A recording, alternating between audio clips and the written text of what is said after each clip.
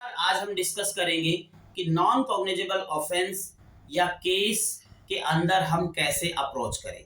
देखिए, non cognizable offence में आप डायरेक्ट मजिस्ट्रेट को अप्रोच करेंगे। सेक्शन 190 सबसेक्शन 1 ए कहता है कि मजिस्ट्रेट फर्स्ट क्लास या सेकंड क्लास मजिस्ट्रेट अगर वो स्पेशली इंपावर्ड है।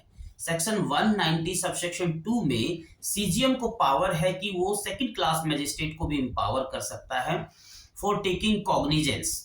अब ऐसी सिचुएशन में मैजिस्ट्रेट आपकी कंप्लेंट के ऊपर कॉग्निजेंस ले सकता है। लेकिन ये कंप्लेंट क्या होती है? देखिए, कंप्लेंट जो है वो सेक्शन 2D के अंदर डिफाइन है कि कोई भी allegation with a view of taking action orally or in written form against any known or unknown person but does not include police report.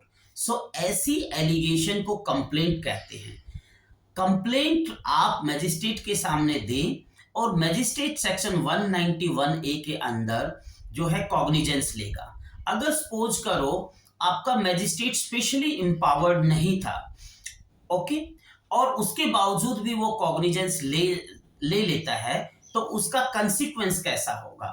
ऐसे में ये एक इरेगुलर प्रोसीडिंग हो गई और इसका कंसिक्वेंस सेक्शन 460 सबसेक्शन ई के अंदर है कि प्रोसीडिंग आपकी विशिएट नहीं होगी।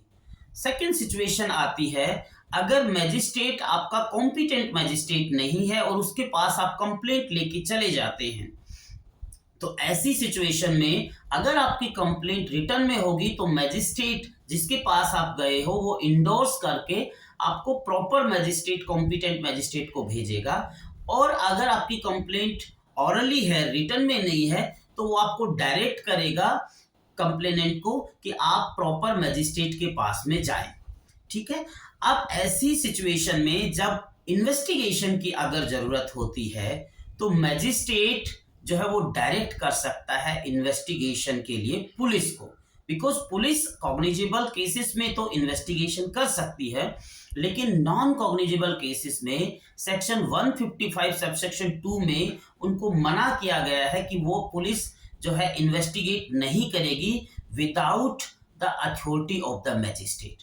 अब जब मैजिस्ट्रेट डायरेक्ट करेगा सो सेक्शन 156 सबसेक्शन 3 के अंदर जो है पुलिस ऑफिसर इन्वेस्टिगेट कर सकता है उसी मैनर से जैसे कि कॉग्निजेबल ऑफेंस में किया है।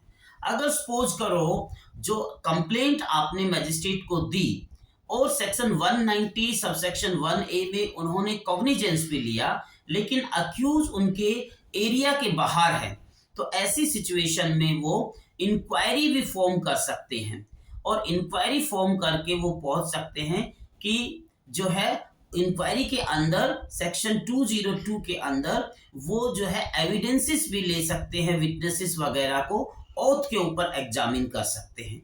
और अगर उसके बाद में उनको लगता है कि कंप्लेंट में कोई सफिशिएंट ग्राउंड नहीं है तो वो सेक्शन 203 ऑफ सीआरपीसी में उस कंप्लेंट को वहीं की वहीं डिसमिसल कर सकते हैं। लेकिन अगर उनको लगता है कि हाँ there are sufficient ground to proceed it, so वो इशू प्रोसेस करेंगे और फिर अक्यूज को समन जाएगा और आगे की प्रोसीडिंग होगी।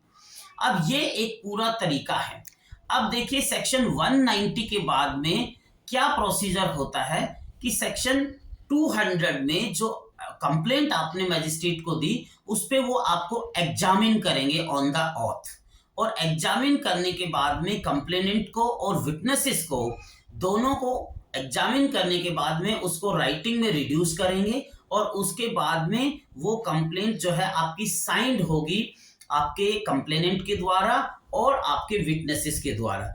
ऐसे ही जैसे कि सेक्शन 154 सबसेक्शन 1 में कॉग्निजेबल ऑफेंस में एफआईआर जो है वो इन्फॉर्मेंट द्वारा साइन होती है और उसके बाद में वो फिर से वो प्रोसीड करेंगे। जो मैंने बताया कि अगर उनको इन्वेस्टिगेशन या इंक्वायरी की जरूरत होती है तो सेक्शन 202 में वो करेंगे। उसके बाद में सेक्शन 203 का प्रोसीजर हो सकता है अगर सफिशिएंट ग्राउंड नहीं है, अगर सफिशिएंट ग्राउंड टू प्रोसीड है सो इशू प्रोसेस होगा।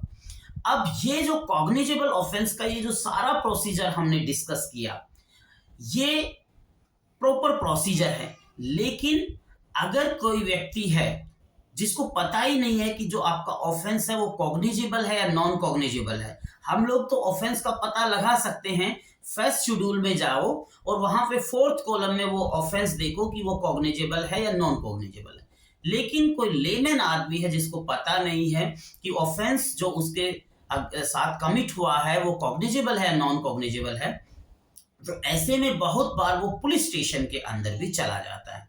अब जब पुलिस स्टेशन के अंदर कोई बंदा जाता है इन्फॉर्मेंट कि ये जो है ऑफेंस कमिट हुआ है, और पुलिस ऑफिसर को लगता है कि ये जो ऑफेंस है ये तो आपका नॉन कॉग्निजेबल है, तो पुलिस ऑफिसर उसको रिकॉर्ड करेगा, जिसको सेक्शन 151 सबसेक्शन 1 के अंदर, जिसको एनसीआर भी बोलते हैं, और उसके बाद में उस इंफॉर्मेंट को मैजिस्ट्रेट को फॉरवर्ड कर देगा। और फिर मैजिस्ट्रेट जो है सेक्शन 190 सबसेक्शन 1 के ए के अंदर उसके कॉग्निजेंस लेगा, और आगे का जो सारा प्रोसेस है कि सेक्शन 200 में एग्जामिन होगा, और उसके बाद में जो है सारा प्रोसेस उस तरह से फॉलो होगा।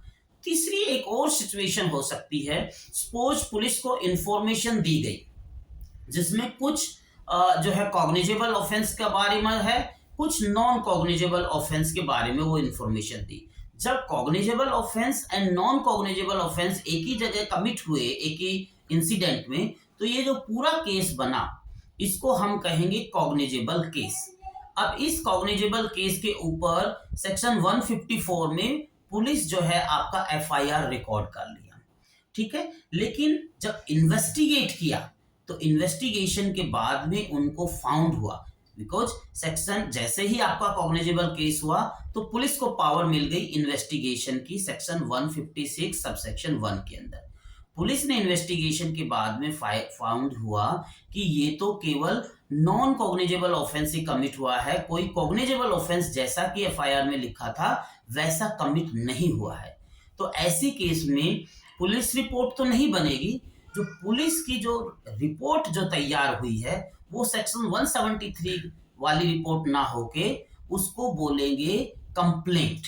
सेक्शन 2D के एक्सप्लेनेशन में है that on the investigation if it is found that only non-cognizable offense has been committed, so that report will be deemed to be complaint.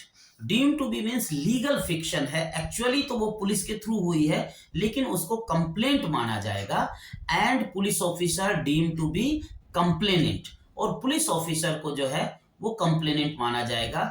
वो जो है कंप्लेंट फिर वैसे ही फाइल होगी सेक्शन 191A में, और उसके ऊपर मैजिस्ट्रेट जो है वो कॉग्निजेंस लेगा, ठीक है। अगर कॉग्निजेंस जो है कॉग्निजेबल ऑफेंस होता सो सेक्शन 191B के अंदर जो है मैजिस्ट्रेट कॉग्निजेंस लेता। सो ये प्रोसीजर है, ये 3 वे से मैंने डिस्कस किया है। एक, आप डायरेक्ट मैजिस्ट्रेट को अप्रोच कर सकते हो, अगर बंदे को यही नहीं पता है कि कॉग्निजेबल ऑफेंस या नॉन कॉग्निजेबल है तो वो पुलिस स्टेशन में जा सकता है, या जहां पे 2-3 ऑफेंस कमिट हुए हैं उस इंसिडेंट में तो कॉग्निजेबल केस बन रहा है, लेकिन उसके बाद में ये फाउंड आउट होता है कि there is only non cognizable offence, तो उस केस में कैसे प्रोसीड होगा।